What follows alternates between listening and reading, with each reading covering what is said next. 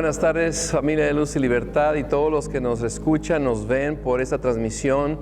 Le damos gracias a Dios porque nos permite llegar hasta sus hogares una vez más. No es como tal vez muchos hubiéramos querido que fuera esta ocasión, en donde hubiéramos querido estar una vez más aquí en la casa de Dios, pero confiamos en que Dios tiene todo bajo control y nos permite improvisar para poder grabar este mensaje y hacerlo llegar hasta tus hogares, hasta tu corazón. En esta hora queremos comenzar de una manera diferente. No tenemos nuestro grupo de alabanza con nosotros, pero queremos compartir la palabra de Dios contigo y queremos confiar de que el Espíritu Santo estará transformando tu vida, tu corazón a través de la palabra que Dios tiene para cada uno de nosotros. Así es de que vamos a comenzar. La semana pasada estaba compartiendo con la iglesia, con ustedes que vieron este mensaje la semana pasada, acerca de la vida de una persona que está sobre la roca. Y hoy es la continuación de este mensaje. El pasaje que estuvimos viendo se encuentra en Mateo capítulo 7, los versículos 24 y 25. Dice de esta manera: a cualquiera que me oye estas palabras y las pone en práctica, lo compararé a un hombre prudente que edificó su casa sobre la roca.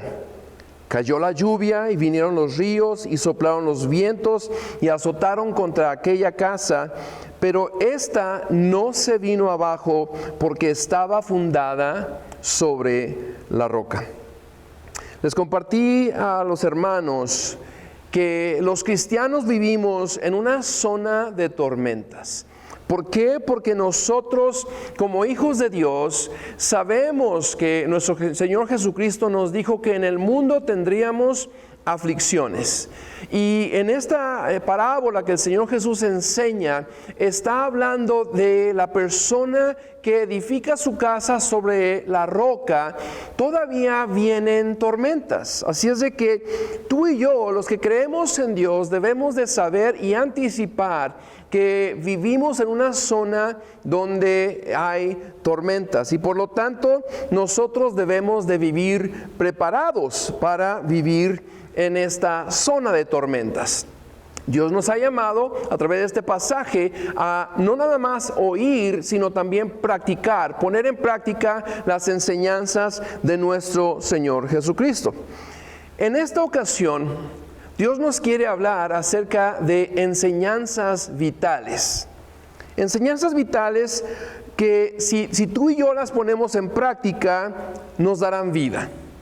Pero si no las ponemos en práctica, si las ignoramos, pueden costarnos la vida.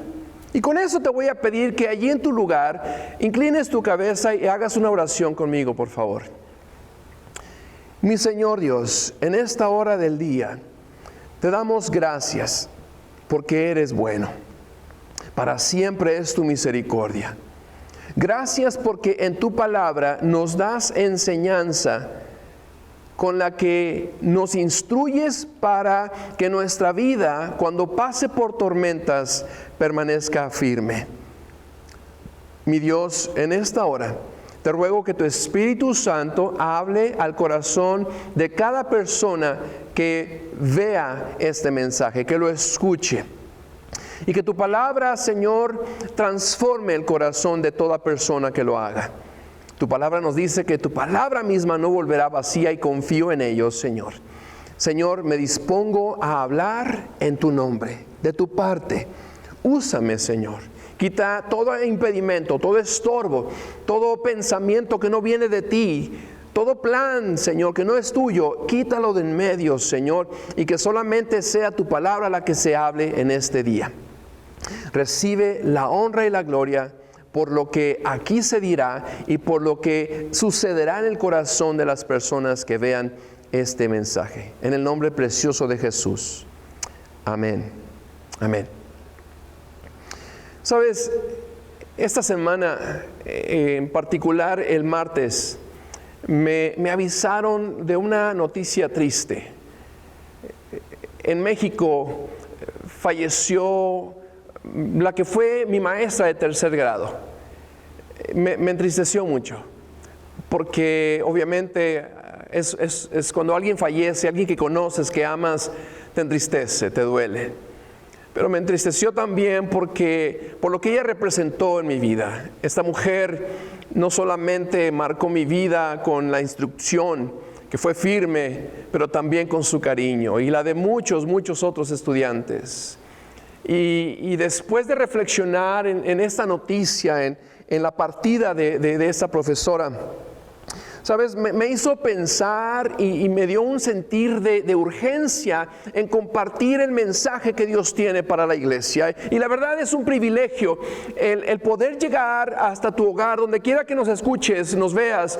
Es un privilegio para mí el poder representar a Dios en esta hora y decirte lo que hay en su corazón. Una palabra viva y una palabra eficaz, una palabra que transforma nuestra vida, y espero que llegue ahí a tu corazón. Así es de que te voy a invitar a que ahí mismo en el libro de Mateo capítulo 7, el versículo 26 y 27, leas lo que dice allí. Es la segunda parte de este mensaje que comenzamos la semana pasada. Dice así: pero el que escucha lo que yo enseño y no hace lo que yo digo. Lo voy a decir una vez más: el que escucha lo que yo enseño y no hace lo que yo digo. Ese es lo opuesto, el contraste de lo que vimos la semana pasada. Esta persona que escucha pero no hace lo que Dios Jesucristo enseña, es como una persona tonta, necia, que construyó su casa sobre la arena. Vino la lluvia y el agua de los ríos subió mucho, y el viento sopló con fuerza contra la casa, y la casa se cayó y quedó totalmente destruida. Nota eso importante, que tanto el hombre sabio que edifica su casa sobre la roca, como el hombre necio que edifica su casa sobre la arena, enfrentan las tormentas. Sin embargo, el resultado de esas tormentas en la vida del hombre necio es destrucción. Ahora, cuando en la Biblia escuchamos o leemos las palabras que dice: a cualquiera que me oye estas palabras, cuando Jesús habla de oír estas palabras, te dije que se refiere a el sermón del monte, las enseñanzas que Jesucristo comenzó a enseñarle a sus discípulos, particularmente en la Biblia las encontramos en el capítulo 5 de Mateo. Y te voy a leer los siguientes versículos, por favor, del versículo 1 al versículo 12. Dice así: cierto día, al ver que las multitudes se reunían, Jesús subió a la ladera de la montaña y se sentó. Sus discípulos se juntaron a su alrededor, nota eso, y él comenzó a enseñarles: Dios bendice a los que son pobres en espíritu y se dan cuenta de la necesidad que tienen de Él, porque el reino del cielo les pertenece. Dios bendice a los que lloran, porque serán consolados. Dios bendice a los que son humildes, porque heredarán toda la tierra. Dios bendice a los que tienen hambre y sed de justicia, porque serán saciados. Dios bendice a los compasivos, porque serán tratados con compasión. Dios bendice a los que tienen corazón puro, porque ellos verán a Dios. Dios bendice a los que procuran la paz, porque serán llamados hijos de Dios. Dios bendice a los que son perseguidos por hacer lo correcto, porque el reino de los cielos les pertenece. Dios los bendice a ustedes cuando la gente les hace burla y los persigue y miente acerca de ustedes y dice toda clase de cosas malas en su contra, porque son mis seguidores. Alégrense, estén contentos, porque les espera una gran recompensa en el cielo, y recuerden que a los antiguos profetas los persiguieron de la misma manera. observa que estas enseñanzas que Jesús compartió fue a los discípulos, los que subieron con él a la montaña y se sentaron a su alrededor. Es lo que dice la Biblia en Mateo capítulo 5, versículo 1. Dice, Jesús subió a la ladera de la montaña y se sentó, y sus discípulos se juntaron a su alrededor. Es cierto que había una multitud con ellos, pero solamente subieron los discípulos y se sentaron a su alrededor. Es importante notar eso, porque en nuestro tiempo, en las personas que nos están viendo, hay personas que creen que el seguir a Jesús requiere de ser personas que son perfectos. Y la verdad no es lo que la Biblia enseña. Porque en ese momento que Jesús enseñaba a los discípulos todavía no eran ni siquiera encomendados para ir y predicar el Evangelio. Apenas comenzaba su entrenamiento. Y si tú te fijas a través del Nuevo Testamento, te darás cuenta que los discípulos eran hombres imperfectos, hombres que cometieron errores también. Escucha, Dios no llama a los perfectos, sino que perfecciona a los que llama. Dios, escucha, te lo voy a decir una vez más, Dios no llama a la gente que es perfecta, a la gente que no tiene errores, a la gente que no falla. Dios llama a la gente y con todas sus imperfecciones, así como Pedro, así como Judas, así como cada uno de los discípulos, Dios llama a la gente y los va perfeccionando conforme vamos siguiendo a Jesucristo. Ahora, vamos a ver cuáles son esas enseñanzas vitales que te estaba diciendo, te estaba mencionando. Y hay una advertencia para cada uno de nosotros que escuchamos o leemos la palabra de Dios. Lo que Dios nos quiere enseñar a través de su palabra, sobre todo en este pasaje que te voy a estar compartiendo, la verdad es de que no le agrada a nuestra naturaleza humana. No es de nuestro agrado porque son enseñanzas duras, son difíciles de hacer, sobre todo para hacerlo en nuestras propias fuerzas. Sin embargo, Dios no nos llama a vivir en nuestras fuerzas, sino en las fuerzas del Señor. Si tú y yo queremos tener comunión con Dios y queremos permanecer firmes ante las tormentas que vengan, necesitamos el oír y poner en práctica la palabra que Dios nos tiene para nosotros en esta ocasión. La primera enseñanza que quiero compartir contigo es donde nos pide el Señor Jesús que seamos pobres espiritualmente, pobres en espíritu. ¿Sí? Lo dice de esta forma. La Nueva Traducción Viviente dice: Dios bendice a los que son pobres en espíritu y se dan cuenta de la necesidad que tienen de Él. No debemos de confundir, por cierto, no confundas la pobreza espiritual con la pobreza de las cosas materiales. No es lo mismo. La pobreza por cierto, no es un concepto muy popular. Esa palabra, ese término pobreza, no a muchos nos agrada. Al ser humano no nos agrada. ¿Por qué? Porque nos gusta prosperar, nos gusta estar cómodos, nos gusta estar en control. Piénsalo. Piensa si tú en algún momento te desagradó estar sin control. Te desagradó estar incómodo. Te desagradó el no prosperar. ¿Te agradó? ¿Te agradó eso? ¿Te agradó prosperar? Claro que sí. Nos gusta prosperar, nos gusta estar cómodos y francamente nos gusta estar en control. Entonces, esta enseñanza donde Jesús nos dice que seamos pobres en espíritu, a nuestra carne le desagrada.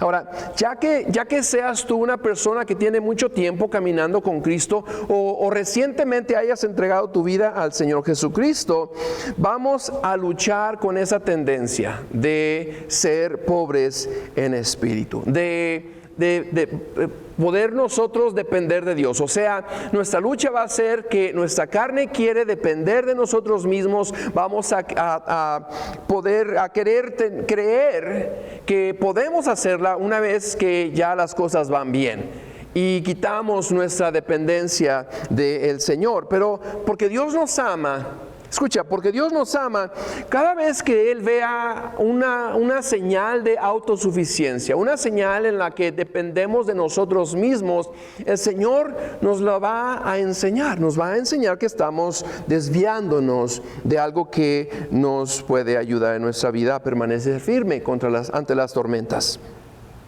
Mira la palabra que Dios le dio a los cristianos que estaban en la iglesia en la Odisea. Este pasaje se encuentra en el libro de Apocalipsis, el capítulo 3, el versículo 17. Mira lo que dice. Tú dices, soy rico, tengo todo lo que quiero, no necesito nada. Esa palabra era para cristianos, personas que ya conocían a Dios. Y sin embargo Dios les llama la atención porque ellos llegaron a poner su confianza en lo que ellos habían adquirido, lo que ellos tenían hasta ese momento. Los bienes materiales los llevaron a confiar en sí mismos más que en Dios. Y eso, por cierto, los lleva a una bancarrota espiritual. Yo le llamo de esa manera, no es un término bíblico, pero yo le llamo de esa manera porque mira cómo lo describe en la siguiente parte de este pasaje de Apocalipsis 3:17. Dice, y no te das cuenta de que eres un infeliz y un miserable, eres pobre, ciego y estás desnudo. ¿Sí? ¿Escuchaste eso?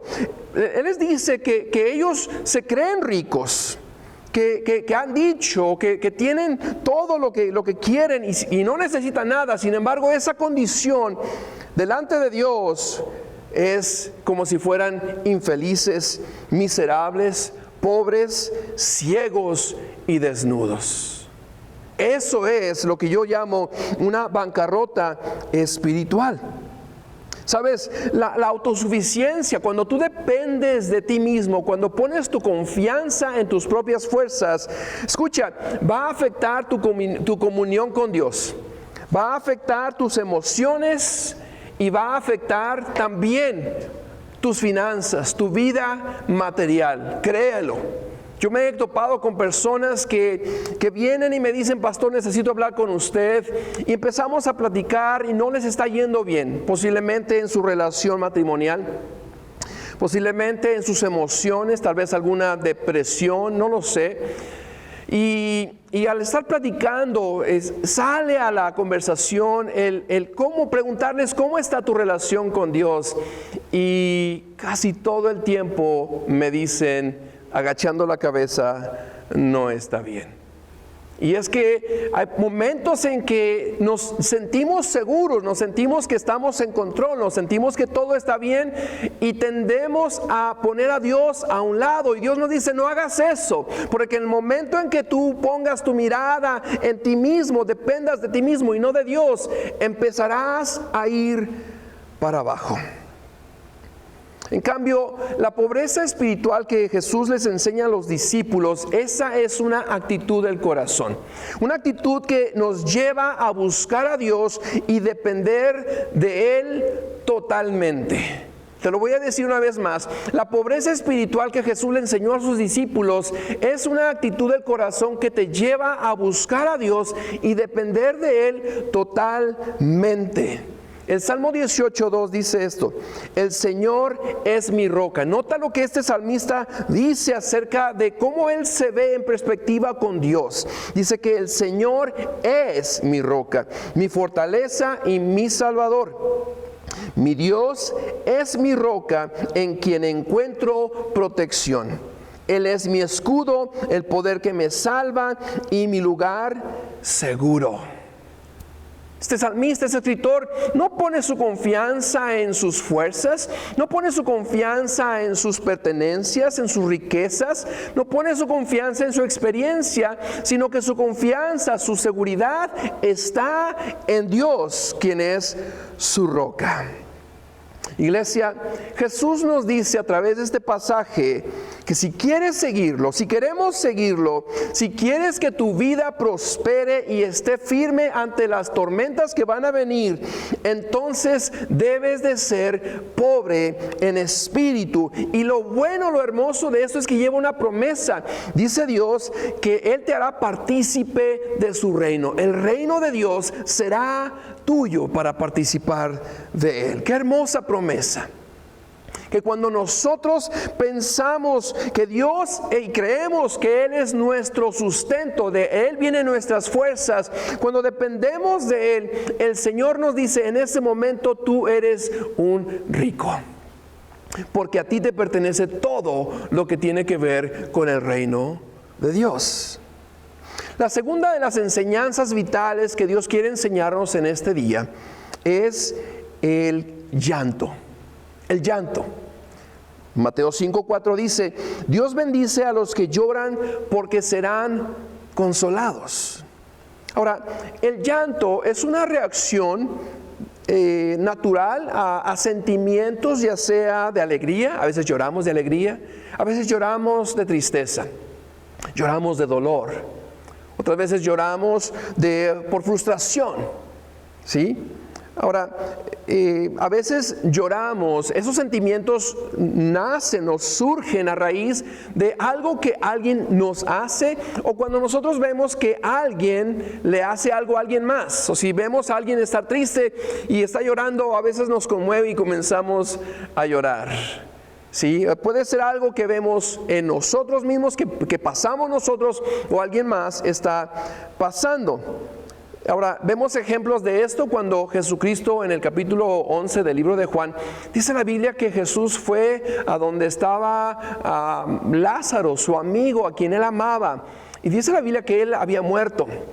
Y cuando Jesús fue a la tumba, dice la Biblia que Jesús lloró. Y ahí te muestra una expresión natural de cómo el ser humano responde ante una situación que da tristeza. En el libro de 2 Corintios, en el capítulo 1, versículos 3 y 4, Dios nos habla acerca de los que son consolados. ¿Cuándo es que somos consolados? Dice que Dios nos consuela en todas nuestras dificultades. Cuando tú y yo pasamos por dificultades, cuando pasamos por problemas, por tormentas, no es algo que nos gusta, que nos agrada, y a veces nos frustramos, a veces nos desesperamos, a veces nos enojamos, nos entristecemos, y Dios viene en esos momentos y nos consuela. Dios promete consolarnos cuando estamos en momentos difíciles. Sin embargo, cuando Jesús dijo: bienaventurados o felices, los dichosos, los que lloran, Él se estaba refiriendo a la tristeza, al llanto, el dolor causado por el pecado. Yo no sé si lo habías visto de esa manera. Yo había escuchado y de alguna forma había usado este pasaje también para decir que cuando uno llora, Dios viene y nos consuela. El Espíritu Santo es nuestro consolador. Pero también no debemos de ignorar que este pasaje es una enseñanza donde Jesús se las da a los discípulos, en donde les va guiando a someter su vida a Dios y cómo es que debemos de responder ante el pecado. En el libro de Lucas capítulo 19, en el versículo 41 y 42, nos da una muestra muy palpable también de nuestro Señor Jesucristo sobre su reacción cuando Él ve el pecado operando en las personas. Mira lo que dice: cuando se acercaba a Jerusalén, está hablando de Jesús, cuando se acercaba a Jerusalén, Jesús vio la ciudad y lloró por ella. Mira lo que dice después.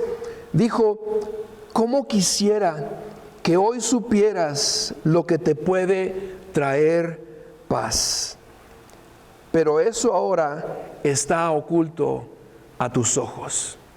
Esa gente vivía en tinieblas, vivía en oscuridad, en pecado, y Jesús responde, reacciona. Su reacción natural es de llorar por el pecado en el cual la gente estaba viviendo. Yo te pregunto, ¿quieres vivir una vida firme? ¿Quieres que tu vida permanezca firme ante las tormentas? Jesús nos llama, escucha, nos llama a dejar de participar en el pecado o a dejar de celebrar el pecado. Hay personas que celebran el pecado, lo glorifican, les gusta, lo ven, lo hablan como si nada estuviera mal. Y sin embargo, Dios quiere que tú y yo, como hijos de Dios, reaccionemos con tristeza, con dolor y con llanto aún cuando vemos que alguien está viviendo en pecado. ¿Sabes? Dios nos llama a sentir esa tristeza. ¿Por qué? Porque el pecado entristece el corazón de Dios. El pecado entristece el corazón de Dios y además de eso nos separa de Él. Entonces es algo importante para Dios. El morir en pecado, fíjate, cuando alguien muere y muere sin Cristo, está destinado a una eternidad sin Dios. A una eternidad de dolor, una eternidad de llanto, una eternidad donde Jesús lo menciona como el lloro y el crujir de dientes. Es tanta la desesperación de una persona y jamás terminará eso. Y eso es serio para Dios. Eso le entristece al Señor tanto que nos dice, si tú quieres ser un seguidor mío, si tú quieres vivir una vida firme, tienes que entender que el pecado es muy costoso y eso me entristece. Es lo que Dios nos diría. Sabes, la Biblia nos dice una vez más, el versículo 4 de Mateo 5, Dios bendice a los que lloran, porque serán consolados. Ahora, ¿cómo es que nos consuela Dios? ¿Cómo nos consuela Dios? Obviamente que conocemos en la palabra de Dios que el Espíritu Santo, Jesús lo llamó el Consolador. Él es nuestro Consolador que nos guía a toda verdad. Y la palabra de Dios es verdad. ¿Y qué nos dice la palabra de Dios respecto al pecado? Mira lo que dice en el libro de Romanos 6:23, dice, porque la paga del pecado es muerte. Quiero que lo pienses, lo medites. El castigo, el costo, la consecuencia de que alguien viva en pecado es la muerte. Es la separación de Dios. Ahorita que tú y yo tenemos vida, tenemos la oportunidad de arrepentirnos si es que vivimos en pecado o tú vives en pecado si me estás viendo. Ahorita tienes la oportunidad, pero una vez que ya morimos de esta tierra, dejamos de existir en esta tierra, ya no hay más esperanza para ti. Y Dios quiere que sepas que el pecado te puede costar demasiado y no quiere Dios que lo tomes a la ligera. La paga del pecado es muerte, pero dice la Biblia que la dádiva de Dios, el regalo de Dios es vida eterna. Cuando tú y yo vivimos en santidad, cuando nos apartamos del pecado, cuando no consentimos vivir en pecado, cuando nos glorificamos o celebramos el pecado, Dios nos promete vida eterna. Esa es una promesa para nosotros. Te voy a hacer una pregunta. ¿Alguna vez has visto a alguien, algún ser querido, ya sea un amigo o un familiar? ¿Alguna vez les has visto morir? Yo creo que varios hemos visto a una persona que está muerta. Tenemos personas que han fallecido, seres muy cercanos a nosotros. Yo dudo que no nos haya impactado. Dudo que no nos haya impactado la muerte de esa persona. Yo te acabo de mencionar acerca de esa profesora que yo conocí. Me entristeció mucho. Yo te pregunto, ¿cuánto te duele ver a alguien morir? ¿Te duele? ¿Sientes dolor?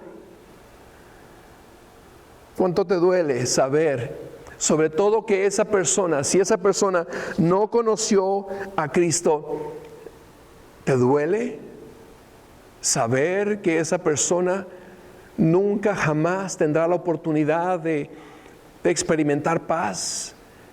Vivirá en dolor, vivirá en tormento por el resto de la eternidad.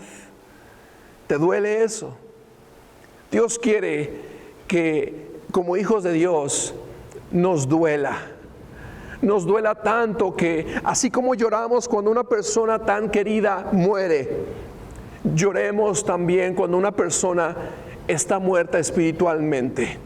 Y que nosotros sintamos tanta compasión que vayamos y como dice Corintios que nosotros le roguemos de parte del Señor, arrepiéntanse.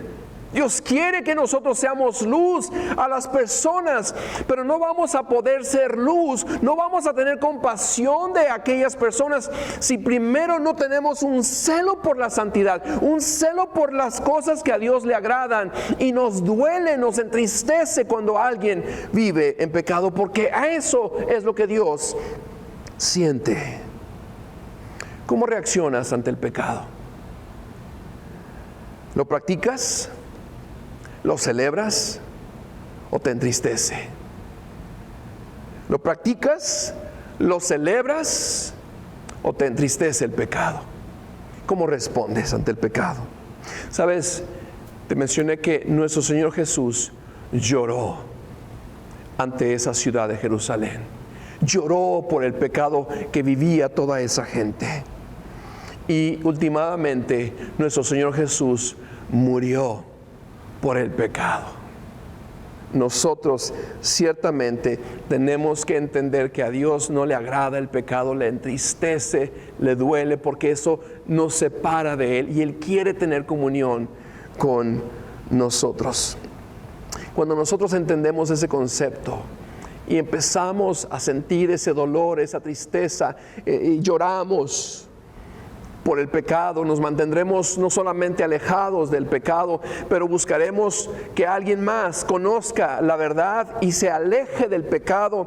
Y entonces, cuando vivamos ese estilo de vida, Dios dice, Jesús dice, que tu vida será como a ese hombre sabio que edificó su casa sobre la roca, y cuando vengan las tormentas, tú sabes quién te sostiene, tú sabes en quién dependes, y ese alguien es nuestro Señor. ¿Quieres permanecer firme ante las tormentas? Necesitas humillarte delante de Dios. Necesitas ser de los que son pobres en espíritu, de aquellos que dependen totalmente de Dios y de los que se conmueven ante el pecado y no quieren nada que ver con eso, solamente buscan agradar a Dios. Ahí donde tú estás, te voy a invitar a que inclines tu rostro y hagamos una oración. Mi Señor, te doy gracias porque nos has enseñado que buscas darnos una vida firme, una vida que permanece firme ante las tormentas, los problemas, la adversidad que vivimos en este mundo. Y Señor, yo te ruego en el nombre de Jesús que tú nos ayudes a quebrantar nuestro corazón delante de ti, a el reconocer que dependemos totalmente de ti, Señor. Y si hay alguien en este momento que ha dependido de su vida, de sus fuerzas, de su trabajo, de su negocio, de sus ganancias, ahorros, Señor, lo que sea, Padre, yo te ruego que tú toques y convenzas su corazón para que se humille y dependa de ti. Y también, Señor, perdónanos cuando en lugar de entristecernos por el pecado, lo hemos practicado o lo hemos incluso celebrado o glorificado. Danos discernimiento, danos, Señor, la convicción de lo que no te agrada, y que cuando veamos a alguien practicarlo, vivirlo, Señor, respondamos con una tristeza, con un dolor, que nos quebrantemos, Señor, y te pidamos perdón si es nuestro pecado, pero también intercedamos por aquellos que viven en pecado y les vayamos a hablar de ti, Señor, porque tú quieres que nadie perezca. Señor, en tus manos ponemos nuestra vida y te damos gracias en Cristo Jesús. Amén. Amén. Quiero terminar en esta hora diciéndote que queremos celebrar cumpleaños. No se me olvidó, celebramos los cumpleaños de personas como Horacio Jr. Felicidades, la hermana Jessica Gaxiola, cumpleaños. y la hermana Rosa Isela Hernández. Ellos tres cumplen años en esta semana. Si los conoces, llámales, mándales un mensaje, felicítalos. Nosotros desde donde estamos te mandamos un abrazo, felicidades, que el Señor te bendiga y que te la pases excelente, muy bien. También queremos que estés orando por la hermana Maura López. Es la hermana por la que oramos en esta semana. Te voy a invitar a que cada día que tú ores recuerdes a la hermana, su familia, sus hijos, sus nietos, que el Señor sea con ella, la guarde, y vamos a hacer una oración y después terminamos esa transmisión. Mi Señor, en esta hora te ponemos la vida de nuestra hermana Maura. Gracias por su vida. Gracias porque la has limpiado, la has salvado, la has restaurado, y porque nos permites conocerla y ser parte del cuerpo de Cristo juntos. Te rogamos tu bendición ahí donde ella está. Bendice a sus hijos, a sus nietos. Señor, protégela, sigue supliendo sus necesidades conforme a tus riquezas en gloria. Muéstrale esta semana que estás con ella. Señor, ponemos nuestra vida en tus manos, el resto de la iglesia, Señor, la gente que está enferma. Ruego, Padre, que tú estés sanando a todo aquel que tenga una enfermedad, aquellos que se encuentran en los hospitales. Seguimos orando por las personas que han sido infectadas por el virus. Padre, oramos por los doctores y enfermeras. Pedimos, Señor, que tú tengas compasión de todos ellos y que, Padre Santo, por favor, tú tengas piedad, compasión de este mundo, y esperamos en tu tiempo cuando decidas que esta pandemia terminará. Mientras esperamos, Señor, rogamos que tú seas quien sostengas nuestra vida, protejas a tu iglesia y que, Señor, tú nos ayudes a continuar puestos los ojos en Jesús, el autor y consumador de nuestra fe. En Cristo Jesús te damos gracias. Amén. Muy bien, pues te damos gracias por habernos permitido llegar hasta tu hogar. Esperamos en el Señor que esta palabra haya llegado hasta tu corazón y tú la pongas en práctica. Dios nos dice que no seas solamente oidor, sino también hacedor de la palabra de Dios. Que el Señor te bendiga, te mando un abrazo, que te pases un excelente resto del día, ya sea solo con tu familia, con quien tú estés. Dios te bendiga.